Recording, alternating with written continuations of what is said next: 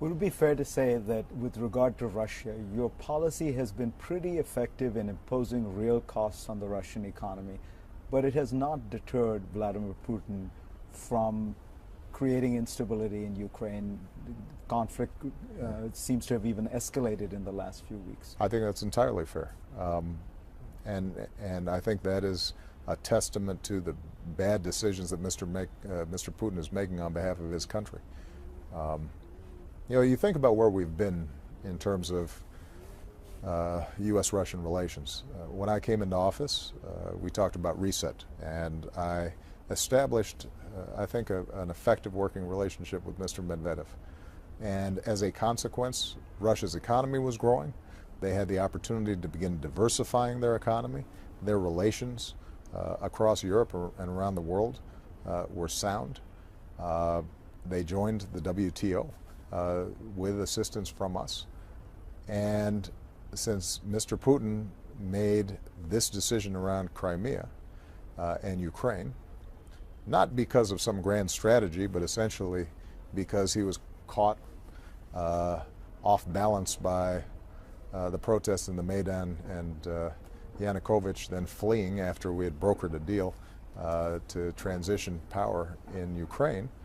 Since that time, this improvisation that he's been doing has gotten him deeper and deeper into a situation that is a violation of international law, that violates the territorial integrity and sovereignty of Ukraine, has isolated Russia diplomatically, has made Europe wary of doing business with Russia, has allowed the imposition of sanctions that are crippling Russia's economy at a time when their oil revenues are dropping. There's no formula in which this ends up being good for Russia. The annexation of Crimea is a cost, not a benefit to Russia. The days in which conquest of land somehow was a formula for great nation status is over. The power of countries today is measured by your knowledge, your skills, your ability to export goods, to invent new products and new services, your influence, and none of those things are provided by his strategy. Now, but what is absolutely true is that if you have a leader who continually drives past the off-ramps that we've provided, given the size of the Russian military, given the fact that Ukraine is not a NATO country, and so as a consequence, there are clear limits in terms of what we would do militarily. Mr. Putin has not been stopped so far. To those who would suggest that we need to do more, what I've said to them is that we can exact higher and higher costs, and that's exactly what we're doing, and we can bring diplomatic pressure to bear. I don't think that it would be wise for the United States or the world to see an actual military conflict between the United States and Russia.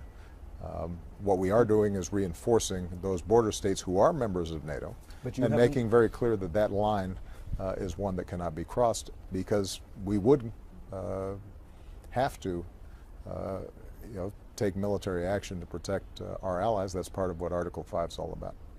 But you've seen no indication that Putin is ready for a deal in recent months, weeks?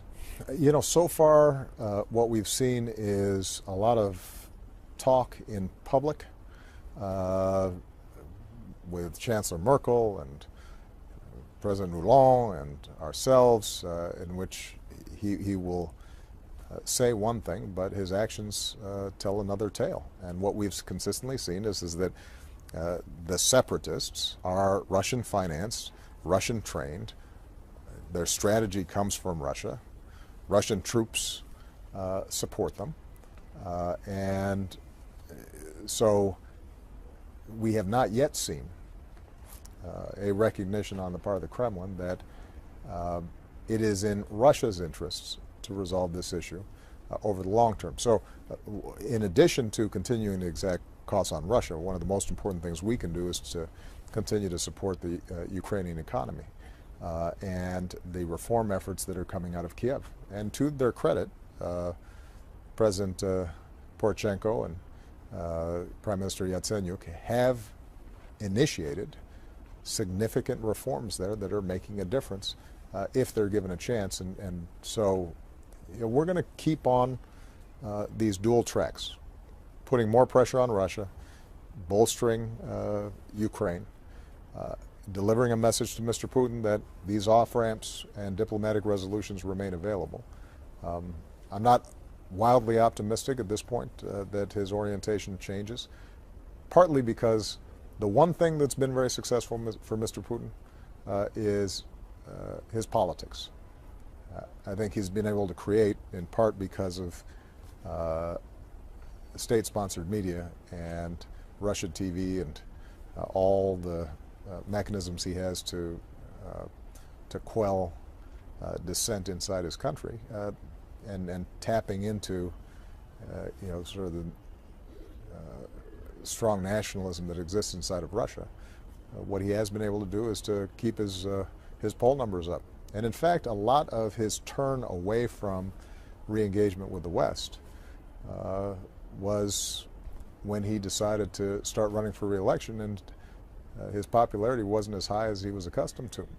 And you'll recall there were protests in Moscow that started numbering in the thousands, and you started then seeing a ramp up of this anti-Western, anti-U.S. Rhetoric, which is out of the old Soviet playbook.